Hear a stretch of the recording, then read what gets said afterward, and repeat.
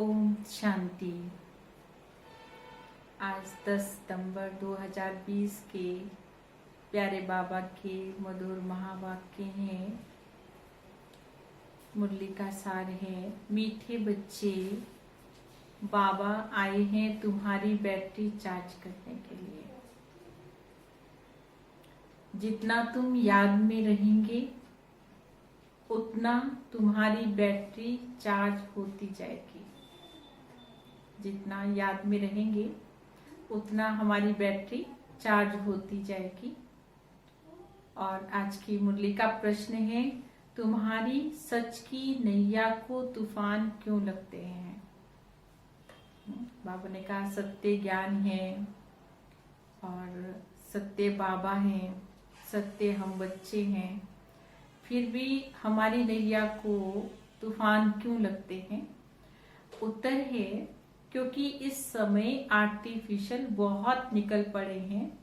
कोई अपने को भगवान कहते, कोई रिद्धि सिद्धि दिखाते, इसलिए मनुष्य सच को परख नहीं सकते हैं। सच की बेड़ी को हिलाने की कोशिश करते हैं, परंतु तुम जानते हो हमारी सच की नैया है जो कभी भी डूब नहीं सकती है। आज जो विघ्न डालेंगे वे कल समझेंगे कि सदगति का रास्ता तो हमें यही मिलेगा। सबके लिए ये एक ही हट्टी है। ओम शांति।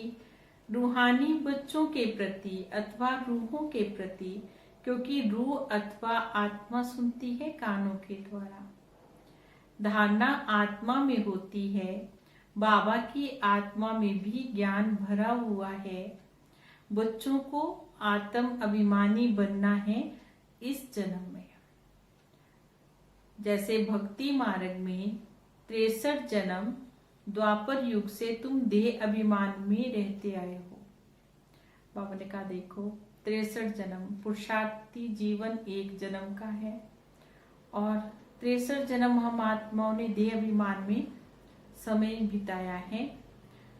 बच्चों को आत्म अभिमानी बनना है। आत्मा क्या है 63 जन्मों में नहीं पता चला। आत्मा जरूर है, आत्मा ही शरीर में प्रवेश करती है। दुख भी आत्मा को होता है। कहा भी जाता है पतित आत्मा और पावन आत्मा। पतित परमात्मा कभी भी हमने नहीं सुना। सर्व के अंदर अगर परमात्मा होते तो पतित परमात्मा हो जाते। तो मुख्य बात है आत्म अभिमानी बनना है।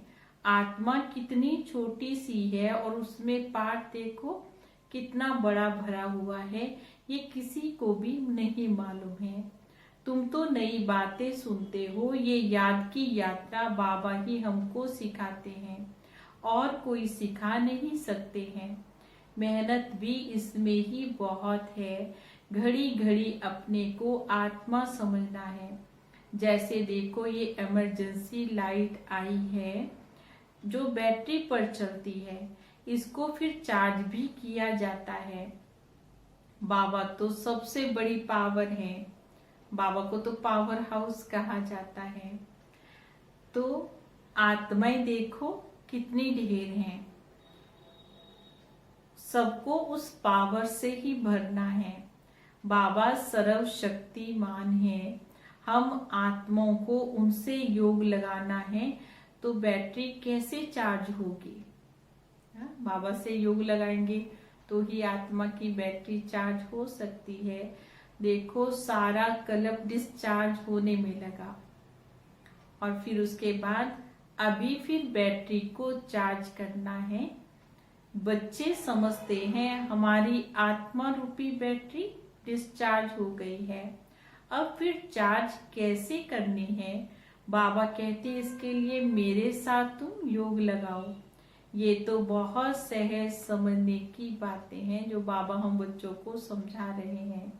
बाबा कहते मेरे साथ बुद्धि योग लगाओ तो तुम्हारी आत्मा में पावर भरकर सतो प्रधान बन जाएगी। पढ़ाई तो है ही कमाई ना।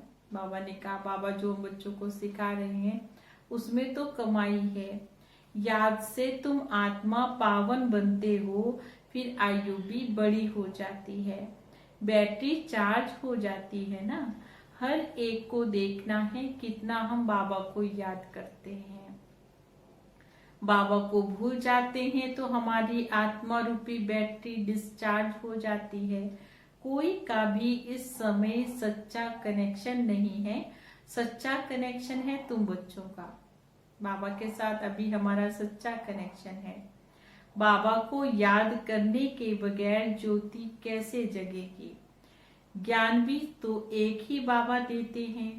तुम जानते हो ज्ञान है दिन, भक्ति है रात, फिर रात से होता है वैराग्य, फिर दिन शुरू हो जाता है। बाबा कहते हैं रात को भूलो, अब दिन को याद करना है। स्वर्ग है दिन, नरक को रात कहते हैं।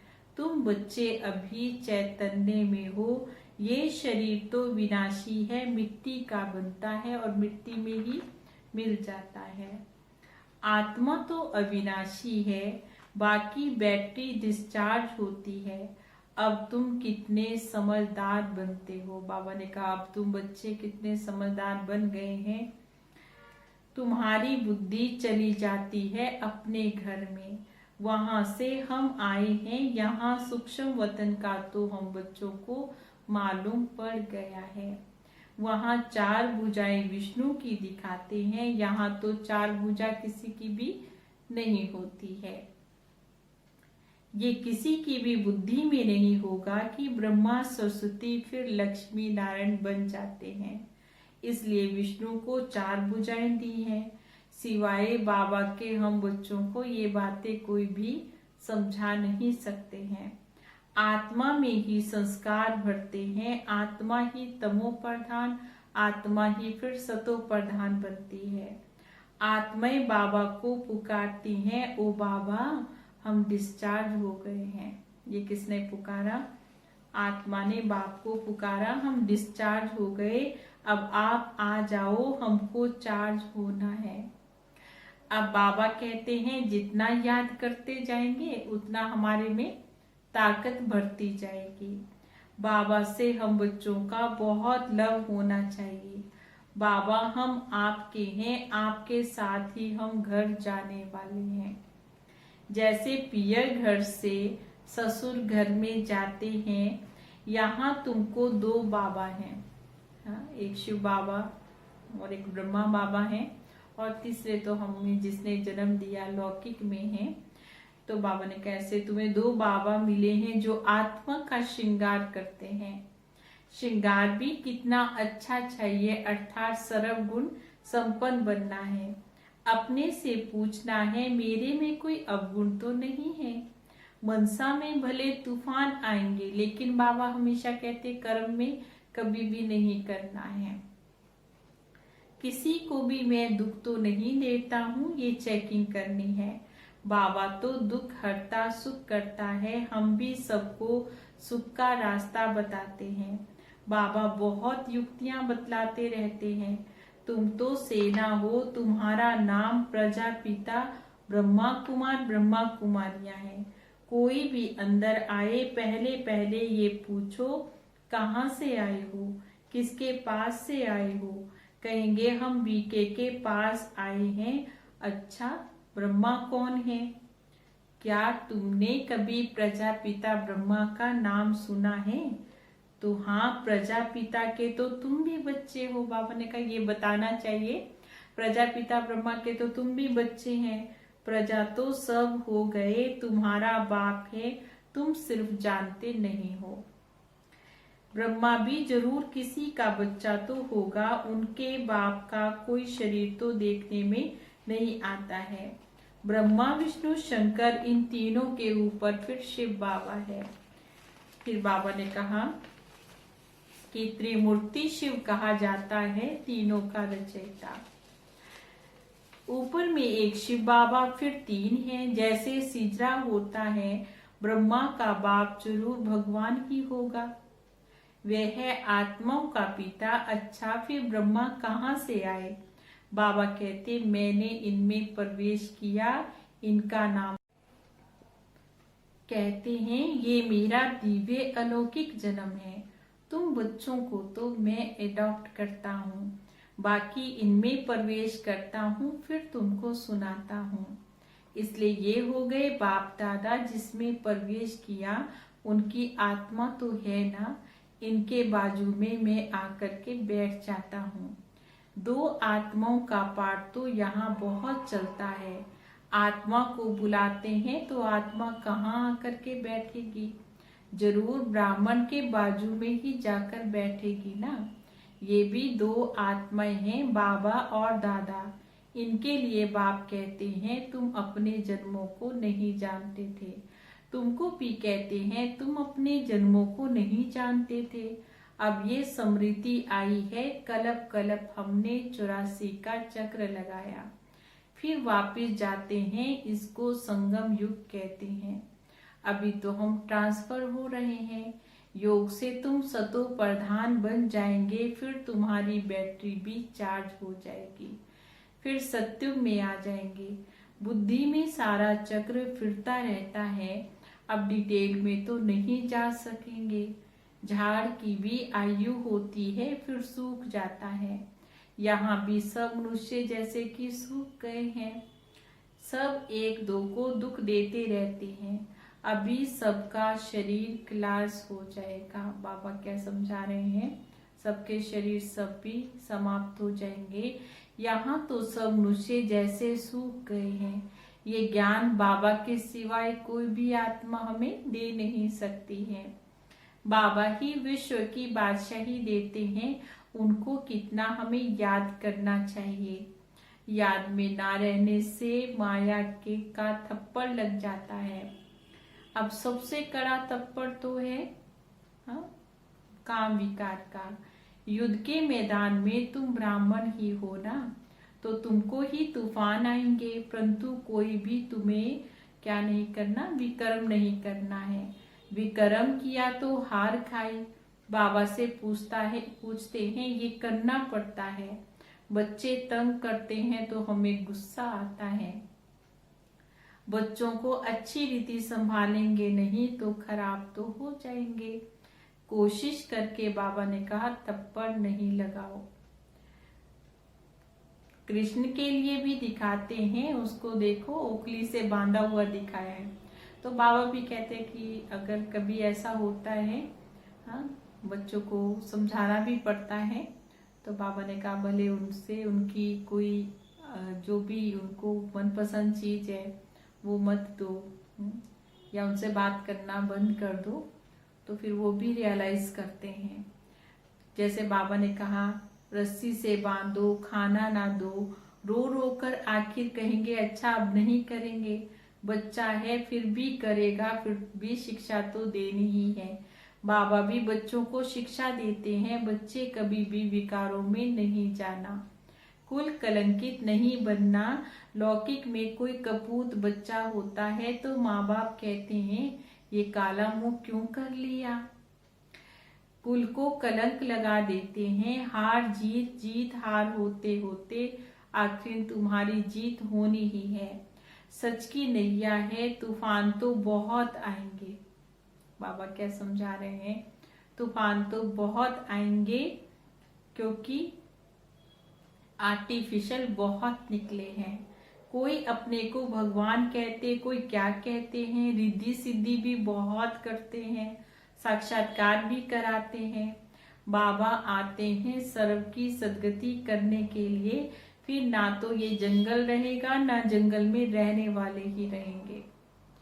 अभी तुम हो संगम युग पर, जानते हो ये पुरानी दुनिया कब्रिस्तान हुई पड़ी है। कोई मरने वाले से दिल थोड़े ही लगाते हैं। ये दुनिया तो गई की गई, विनाश हुआ कि हुआ। बाबा ने कहा विनाश तो होगा ही। बाबा आते हैं तब जब नई दुनिया पुरानी हो जाती है। बाबा को अच्छी रीति याद करेंगे तो हमारी बैटरी चार्ज हो जाएगी। भले वाणी तो कई बहुत अच्छी अच्छी भी चलाते हैं, बहुत अच्छा ज्ञान भी सुनाएंगे, परंतु याद का जौहर नहीं तो ताकत कम हो जाती है। जौहरदार तलवार नहीं है, बाबा कहते ये कोई नई बात नहीं है, 5000 वर्ष पहले भी आए थे। बाबा पूछते हैं आगे कभी मिले थे? तो कहते हैं हाँ बाबा, कल पहले मिले थे।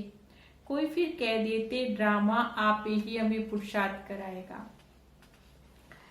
वे करेंगे, अभी तक जो आए नहीं हैं। तो बाबा ने कहा अच्छा, अगर ड्रामा पुरुषार्थ कराएगा फिर तो एक जगह ही बैठ जाएं, फिर तो कुछ करना ही ना पड़े। लेकिन बाबा ने कहा हाँ, करना तो पड़ेगा ही। अभी तक जो आए नहीं वे आने हैं, जो चलते चलते भाग गए, शादी आदि जाकर कर ली, उनका भी ड्रामा में ये पार्ट था। फिर अंत में आकर वो भी पुरुषार्थ करेंगे, कहाँ जाएंगे? बाबा के पास सबको पूंछ लटकाना ही पड़ेगा। लिखा हुआ भी है, भीष्म पितामह आदि भी अंत में आए। अभी तो कितना घमंड है, फिर वे घमंड उन्हों का पूरा हो जाएगा। तुम भी हर 5000 वर्ष के बाद पाठ बजाते हो, राजाई लेते भी हो, फिर गंवा भी देते हो। दिन प्रतिदिन सेंटर्स बढ़ते जाते हैं। भारतवासी जो खास देवी देवताओं के पुजारी हैं, उनको बाबा कहते हैं तुम बच्चों को समझाना है। सत्युग में देवी देवता धर्म था तो उनकी पूजा करते थे। क्रिश्चियन लोग क्राइस्ट की महिमा करते हैं। हम आदि सनातन देवी देवता धर्म की महिमा करते हैं। वे किसने स्थापन किया? वो लोग समझते हैं कि कृष्ण ने स्थापन किया, तब फिर उनकी पूजा भी करते रहते हैं। तुम्हारे में भी नंबरवार है, कोई कितनी मेहनत करते, कोई कितनी करते हैं। दिखाते भी हैं, गोवर्धन पर्वत को अंगुली पर उठा लिया। अभी ये पुरानी दुनिया है, सब चीजों से ताकत निकल गई है। सोना भी खानियों से नहीं निकलता है। स्वर्ग में तो सोने के महल बनाएंगे। अभी तो गवर्नमेंट तंग हो जाती है, क्योंकि उनको फिर कर्जा भी देना पड़ता है। वहां तो अथाह धन है, दीवारों में भी हीरे जवाहरात लगे रहेंगे। हीरों की जड़त का शौक रहता है ना, वहां पर धन की कमी नहीं रहती है। बाबा ने कहा खजाना भी कैसा है, कारून का खजाना रहता है। अल्लाह अव्वल दिन का एक खेल दिखाते हैं, ठगा करने से सब महल निकल आते हैं। यहाँ भी दिव्य दृष्टि मिलने से स्वर्ग में चले जाएंगे। वहाँ प्रिंस प्रिंसेस के पास मुरली आदि सब चीजें हीरे की रहेंगी। बाबा ने कहा वहां तो क्या होगा, अगर जो भी चीजें होंगी सोने चांदी से ही निर्मित होंगी। यहाँ तो कोई ऐसी चीज पहनकर बैठे तो चोर ही लूट कर ले जाएंगे, चूरा मार कर भी ले जाएंगे। वहां ये बातें होती ही नहीं है। ये दुनिया बड़ी पुरानी गंदी है। इन लक्ष्मी नारायण की दुनिया तो वाह वाह थी, हीरे जवाहरातों के महल थे। अकेले तो नहीं होंगे, उनको कहा जाता है स्वर्ग। तुम जानते हो बरोबर हम स्वर्ग के मालिक थे। हमने ये सोमनाथ का मंदिर बनाया था। बाबा ने कहा वे समझते हम क्या थे, फिर भक्ति मार्ग में कैसे मंदिर बना करके पूजा की। आत्मा को अपने 84 जन्मों का ज्ञान है। तो बाबा ने कहा कितने देखो हीरे जवाहरात थे, सभी लूट करके ले गए। आहिस्ते आहिस्ते सब खलास होते जाएंगे। मुसलमान आए, इतना तो लूट कर ले गए, जो कब्रों में भी जाकर उन्होंने हीरे लगाए, फिर ताजमहल आदि बनाया। फिर ब्रिटिश गवर्नमेंट वहां से खोद कर ले गई। अभी तो कुछ भी नहीं है, भारत तो बेघर है, कर्जा ही कर्जा लेते रहते हैं। देखो अनाज चीनी आदि कुछ भी नहीं मिलता है। अब विश्व को बदलना है, परंतु उनसे पहले आत्मा की बैटरी को सतो प्रधान बनाने के लिए क्या करना है, चार्ज करना है। बाबा को याद जरूर करना है। बुद्धि का योग बाबा के साथ हो, उनसे ही वर्षा मिलेगा। माया की इसी में लड़ाई होती है। आगे इन बातों को तुम नहीं समझते थे। जैसे दूसरे थे वैसे तुम भी थे। तुम अभी हो संगम युगी और वे सब हैं कलयुगी। मनुष्य कहेंगे इन्हों को जो आता सो कहते रहते हैं, लेकिन समझाने के लिए बड़ी अच्छी युक्तियां चाहिए। धीरे धीरे तुम्हारी वृद्धि होती जाएगी। अभी बाबा बड़ी यूनिवर्सिटी खोल रहे हैं, इसमें समझाने के लिए चित्र आदि चाहिए। आगे चलकर तुम्हारे पास ये सब चित्र ट्रांसलाइट के बन जाएंगे, जो फिर तुमको समझाने में भी सहज होगा। तुम जानते हो हम अपनी बादशाही फिर से स्थापन कर रहे हैं। बाबा की याद और ज्ञान से अभी हम सीख रहे हैं। माया बीच में बहुत धोखा देती है। बाबा कहते हैं तुम धोखे से बचते रहो। युक्तियां तो बाबा बहुत समझाते रहते हैं। मुख से सिर्फ इतना बोलना है, बाबा को याद करेंगे तो तुम्हारे विक्रम विनाश होंगे और तुम ये फिर लक्ष्मी नारायण बन जाएंगे। ये बैजेस आदि भी भगवान ने खुद बनाए हैं, तो फिर बाबा ने कहा इनका भी क्या होना चाहिए, बहुत कदर होना चाहिए। अच्छा, मीठे मीठे सिकिलदे बच्चों प्रति माता पिता बाप दादा का याद प्यार और गुड मॉर्निंग। रूहानी बाबा की रूहानी बच्चों को नमस्ते। हम रूहानी बाबा की रूहानी बच्चों को नमस्ते के लिए मुख्य सार है, मुख्य पॉइंट है। पहली पॉइंट है सर्व गुणों से अपना श्रृंगार करना है, कभी किसी को भी दुख नहीं देना है, सबको सुख का रास्ता बताना है। दूसरी पॉइंट है सारी दुनिया कब्रिस्तान हुई पड़ी है, इसलिए इससे दिल नहीं लगानी है। स्मृति रहे अभी हम ट्रांसफर हो रहे हैं, हमें नई दुनिया में जाना है। और आज का वरदान है प्रवृत्ति में रहते मेरेपन का त्याग करने वाले सच्चे ट्रस्टी माया जीत भव। जैसे गंदगी में कीड़े पैदा होते हैं, वैसे ही जब मेरापन आता है तो माया का जन्म होता है। माया जीत बनने का सहज तरीका है स्वयं को सदा ट्रस्टी समझो। ब्रह्मा कुमार माना ट्रस्टी, और ट्रस्टी की किसी में भी अटैचमेंट नहीं होती है, क्योंकि उसमें मेरापन नहीं होता है। गृहस्थी आएंगे तो माया आएगी, और ट्रस्टी समझेंगे तो माया भाग जाएगी। इसलिए न्यारे होकर फिर प्रवृत्ति के कार्य में आओ तो माया प्रूफ होंगे। और स्लोगन है जहाँ अभिमान होता है वहाँ अपमान की फीलिंग जरूर होती है। जहाँ अभिमान होगा वहाँ अपमान की फीलिंग